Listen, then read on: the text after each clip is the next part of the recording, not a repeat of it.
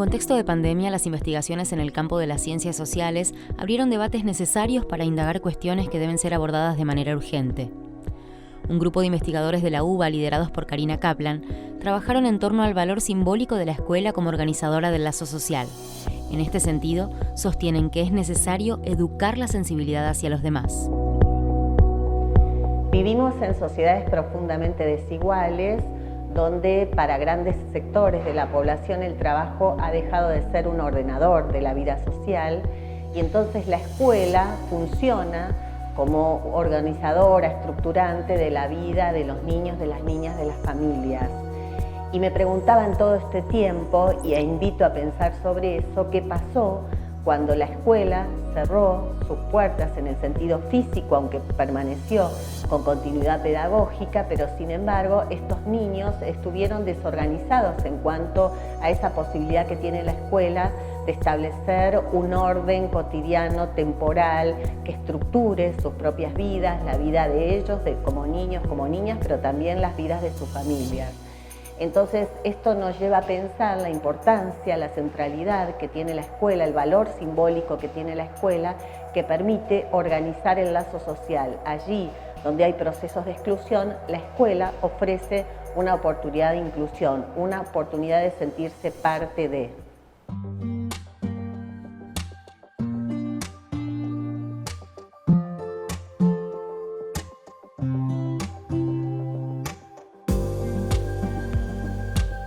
La escuela es una institución que privilegia el cuidado, y en esta pandemia hemos aprendido acerca de la necesidad de cuidar de sí y cuidar del cuerpo. Y entonces la pedagogía del cuidado, como suelo denominarla en estos tiempos, pensando acerca de ese lugar que desde la escuela se configura, pensando en una institución que permita simbolizar procesos de dolor social, experiencias de sufrimiento de los niños, las niñas y los jóvenes, porque estas infancias y juventudes sufrientes ya vienen con marcas a la escuela, pero ¿cómo hacer para que la escuela se transforme en una institución de refugio simbólico y biografizante, es decir, que genera huellas que permitan pensar en un futuro distinto al presente, trascender el presente para tener un pensamiento, una esperanza acerca de un futuro mejor?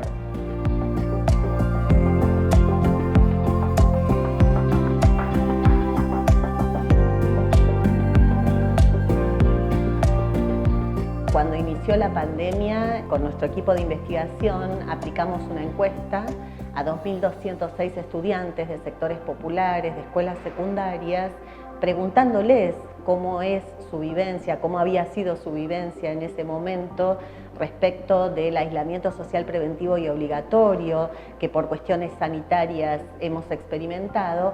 Y una de las cuestiones que nos llamó la atención es que ellos extrañaban la escuela.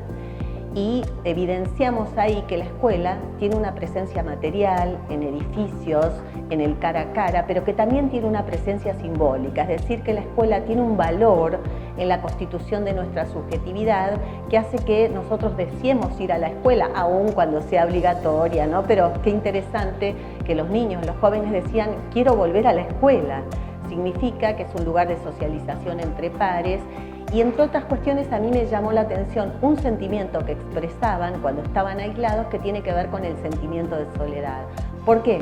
Porque la escuela permite estar en compañía de los otros. Nosotros somos seres interdependientes, frágiles, necesitamos de los demás. Entonces establecer vínculos con pares que permitan construir identidades grupales, es decir, soñar junto con otros, en el espacio de la grupalidad, por eso tan importante la socialización escolar, pensar nuestro futuro y que el presente sea más compartido.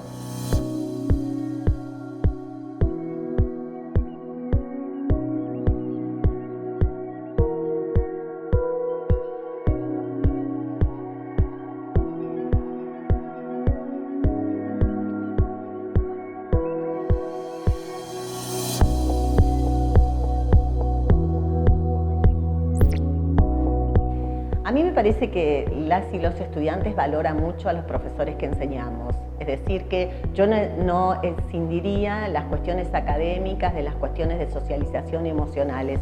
Una lección que nos deja esta pandemia es que no se puede separar los procesos de aprendizaje y tampoco los de enseñanza de los procesos afectivos.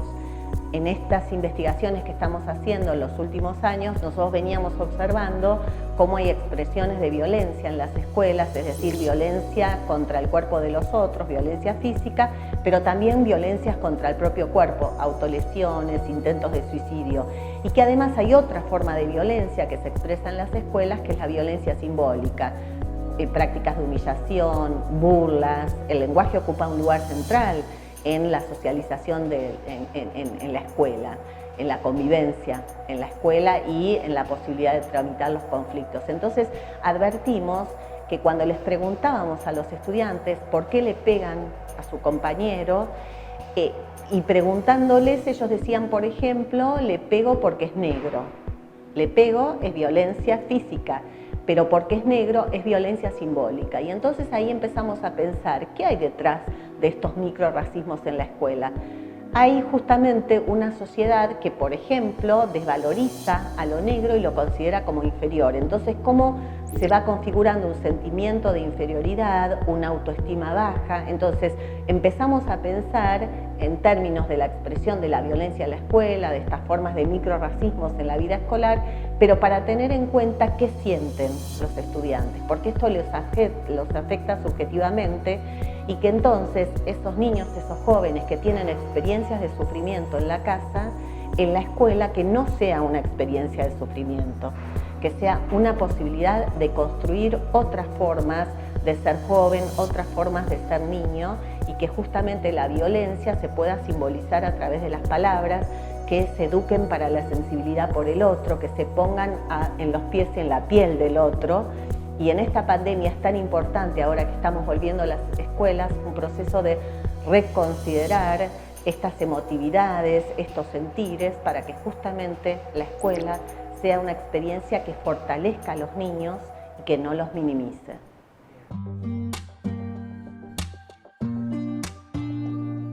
El último libro de nuestro equipo de investigación de la Universidad de Buenos Aires, somos un equipo multidisciplinario formado por psicólogos, biólogos, profesores todos, ¿no? Por supuesto, psicopedagogos, pedagogos, historiadores, y lo que estamos haciendo es teorizando acerca de la vida emocional en las escuelas, es decir, produciendo conocimiento teórico pero también práctico basado en nuestras investigaciones acerca de cómo se sienten los niños, en nuestro caso los jóvenes, en la escuela, porque a mi criterio la dimensión emocional es estructurante de los vínculos pedagógicos, pero en la tradición de estudios pedagógicos se ha descuidado mucho lo emocional, se ha priorizado lo cognitivo académico, los aprendizajes de matemática y de lengua, pero se ha trabajado menos sobre la dimensión emocional.